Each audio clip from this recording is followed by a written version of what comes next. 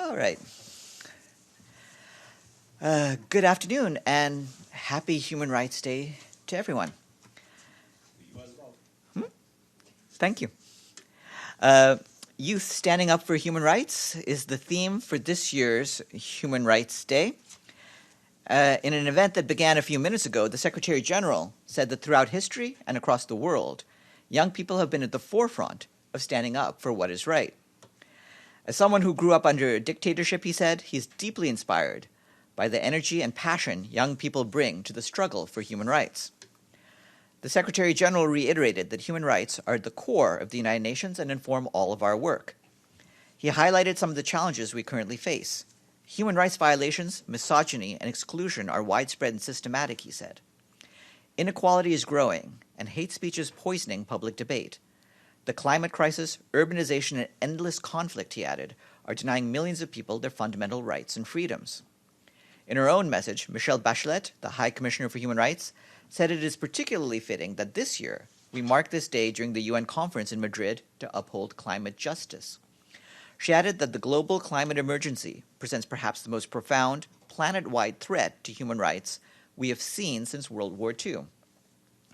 From the right to life, to health, to food, water, and shelter, to our rights to be free of discrimination, to development and to self-determination, its impacts are already making themselves felt.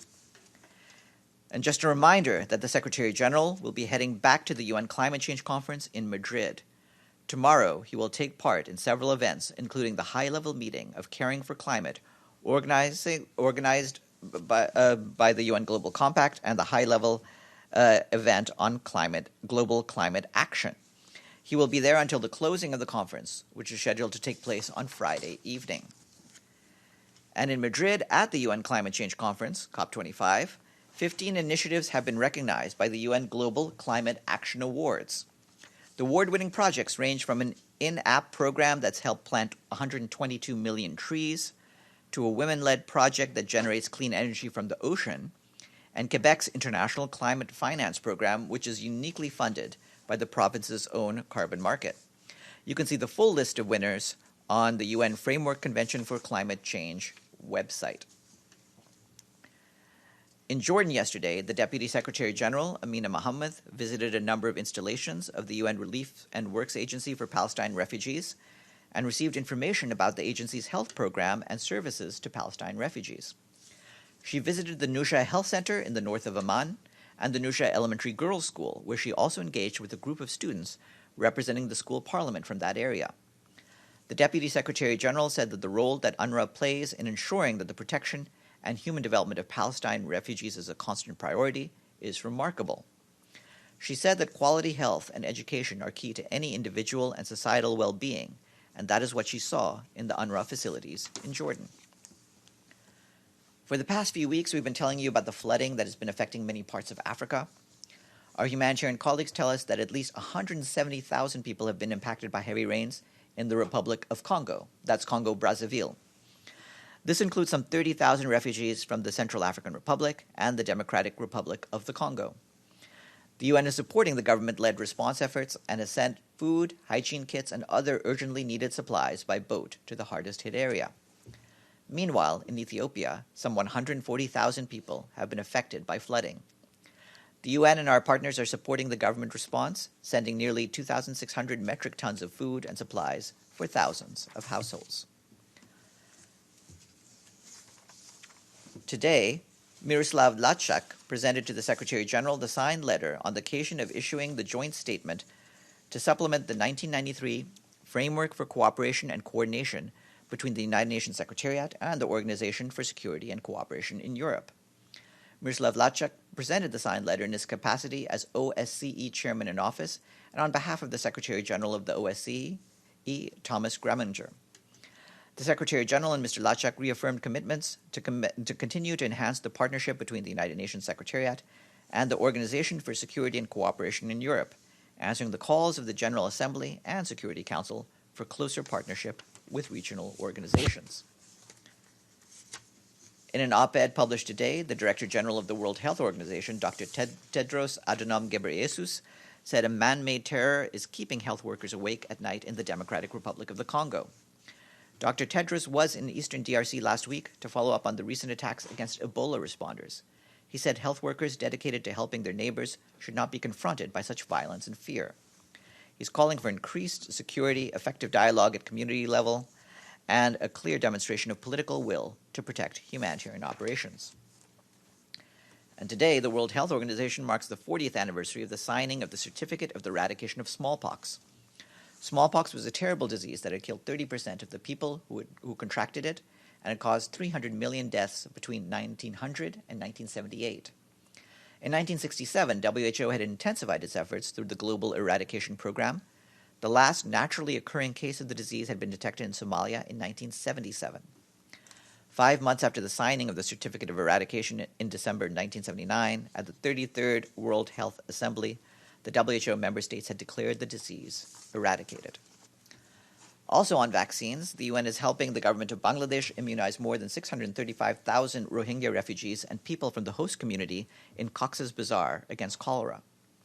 The World Health Organization, UNICEF, and other partners are supporting the Ministry of Health and Family Welfare in its 3-week campaign in Cox's Bazar, where the number of cases of acute watery diarrhea is on the rise.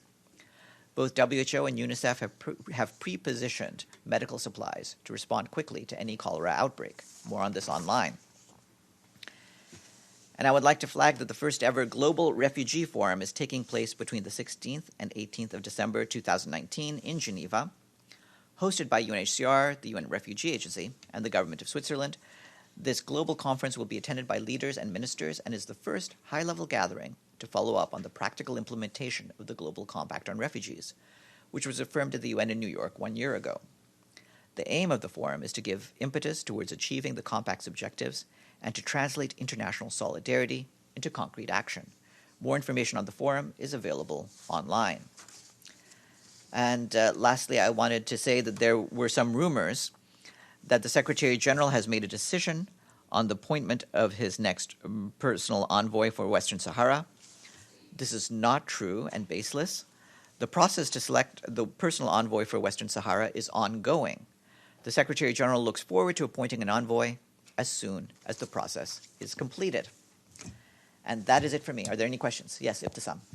Farhan, on Syria. So there are some news report that Turkey started moving Syrian refugees to northern Syria. Are you aware of that? Can you confirm that? And probably I have a follow-up too. We do not have a confirmation of that. Of course, as we've made clear, any movement of refugees must be completely voluntary and must be with their informed consent. So we would need details about how it's being carried out. A follow-up. So why don't you have actually information about that? Because you are supposed to be near the area. I know that you are not in the majority of northern Syria, but in the Turkish-Syrian border, you're supposed to have some presence. We are in touch with the various governments. If there is any activity to be carried out, it needs to be coordinated, and UNHCR would be in the lead on that. Yes. Thank you, Farhan. On the eve of Human Rights Day, the lower house of Indian Parliament passed a bill which heavily discriminates against Muslims and is in fact the second heavy blow to Muslim minority after the annexation of Kashmir. Do you have any comments from the Secretary General? As far as I'm aware, this is legislation that is continuing to go through the legislative process. So we wouldn't have any comment while the domestic legislative process is being carried out. At the same time, you're aware of what our concerns are about making sure that all governments pursue non-discriminatory laws. Yes, please. Farhan, today as we mark the Human Rights Day, genocide denial, Peter Handke, whom supported and glorified Slobodan Milosevic, former president of Serbia, was honored with the Nobel Prize. What's Secretary General's stand on this? Well, we don't have a position on the awarding of the Nobel Prize, which, as you know, is by a different body. regarding the question of whether there was genocide carried out in Bosnia, that has already been established by the International Criminal Tribunal for the former Yugoslavia, which, as you know, is a body set up under UN auspices. I'm sorry. What message does this send, especially if it's done today on Human Rights Day? In terms of that, the basic point that we affirm is that all